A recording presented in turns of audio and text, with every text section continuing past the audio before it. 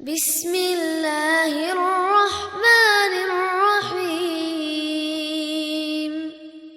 Assalamualaikum warahmatullahi wabarakatuh. Apa kabar anak-anak kelas 6 SD Fadilah? Sofa, Marwa, Jabal Rahmah, Ustaz berharap semuanya tetap dalam keadaan sehat walafiat. Oke, pada hari ini kembali lagi belajar bersama Ustaz, pastinya dalam mata pelajaran tahfiz dan tahsin. Materi kita pada hari ini adalah menyambung materi yang telah kita bahas minggu sebelumnya, yaitu tentang ayat-ayat ghoribah. Selamat menyaksikan, dipahami baik-baik agar teman-teman semuanya bisa mengerjakan tugasnya dengan baik.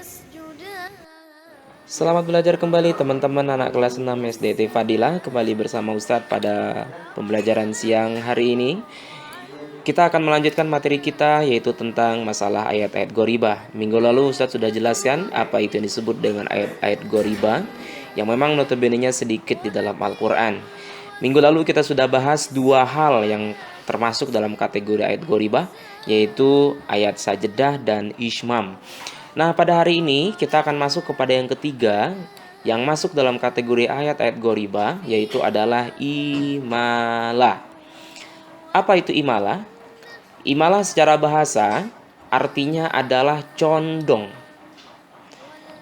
Secara istilah, imalah adalah membaca huruf berharkat fathah yang dimiringkan ke kasroh.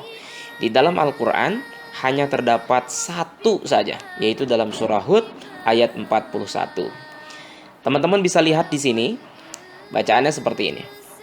Wa qala rkabu fiha bismillahi majriha wa mursaha inna rabbi laghafurur rahim.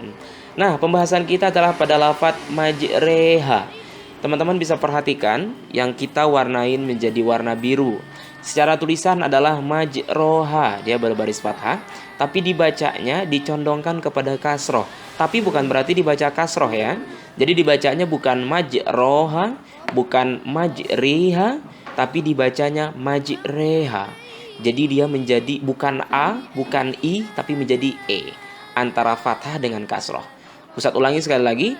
Bismillahi majreha, bismillahi majreha wa mursaha.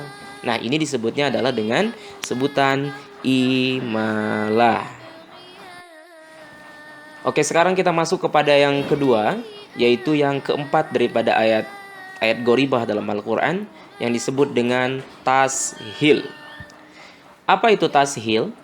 Tashil secara bahasa artinya adalah gampang, menggampangkan, memudahkan. Itu adalah arti tashil secara bahasa. Tapi tashil menurut istilah, definisi secara ulama tajwid adalah membaca hamzah dengan suara tidak jelas sehingga mirip dengan bunyi ha, dengan tujuan agar lebih mudah.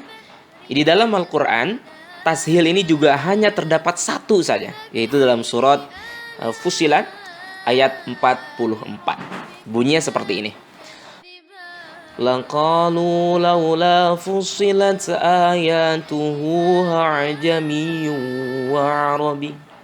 Nah, teman-teman bisa perhatikan pada kalimat yang kita warnai menjadi biru ya. Di situ ada hamzah berbaris. Nah, dibacanya bukan A, tapi sedikit digampangkan menjadi bunyi H ya. Tapi bukan pula menjadi H. Tipis saja dia.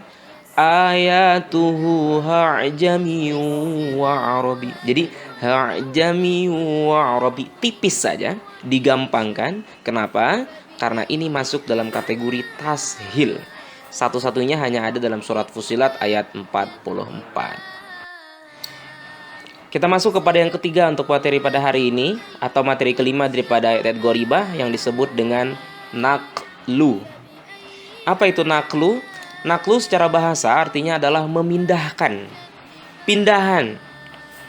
Adapun secara definisi ulama tajwid disebut dengan naqlu adalah memindahkan harokat hamzah pada huruf sebelumnya. Di dalam Al-Quran juga hanya terdapat satu saja, yaitu dalam surat Al-Hujurat ayat ke-11. Bunyinya seperti ini. Bi'salismul fusuqu ba'dal iman.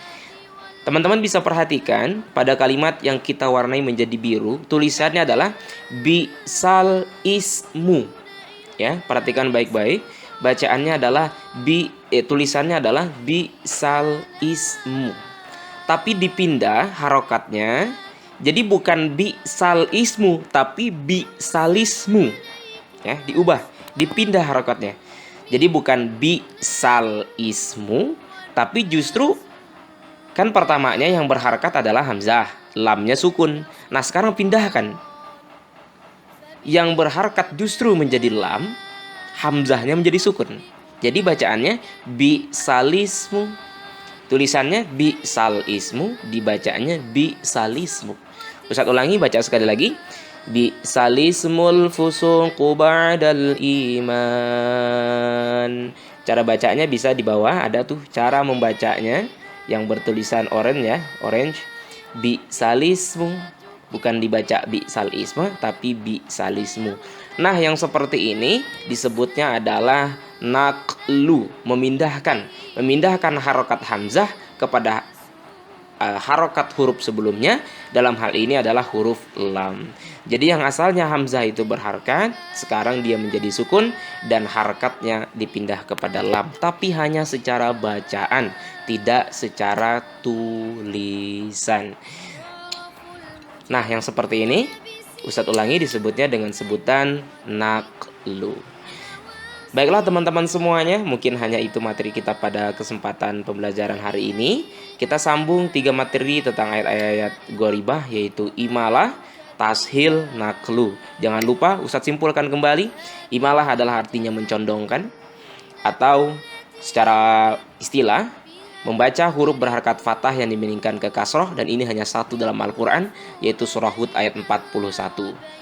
Yang kedua adalah tashil, secara bahasa artinya menggampangkan. Secara istilah artinya adalah membaca hamzah dengan suara tidak jelas sehingga mirip dengan ha. Ini cuma ada satu dalam Al-Quran, yaitu pada surat Al-Fussilat ayat 44. Yang terakhir yaitu adalah naqlu, yang secara bahasa artinya memindahkan. Secara istilah artinya memindahkan harakat hamzah pada huruf sebelumnya. Dan ini juga cuma ada satu di dalam Al-Quran, yaitu pada surat Al-Hujurat ayat ke-11. Semoga pembelajaran pada hari ini bisa dipahami, bisa dimengerti, dan bisa diamalkan ketika membaca Al-Quran. Nah, itulah tadi teman-teman semuanya materi yang telah saya paparkan kepada teman-teman semuanya. Ustaz berharap semuanya bisa memahami, bisa dipahami, bisa dimengerti tentunya, dan pastinya bisa diamalkan di dalam membaca Al-Quran. Terakhir pesan Ustaz, tetaplah berolahraga, selalu belajar, dan pastinya jaga kesehatan. Kita bertemu di pembelajaran selanjutnya. Assalamualaikum warahmatullahi wabarakatuh.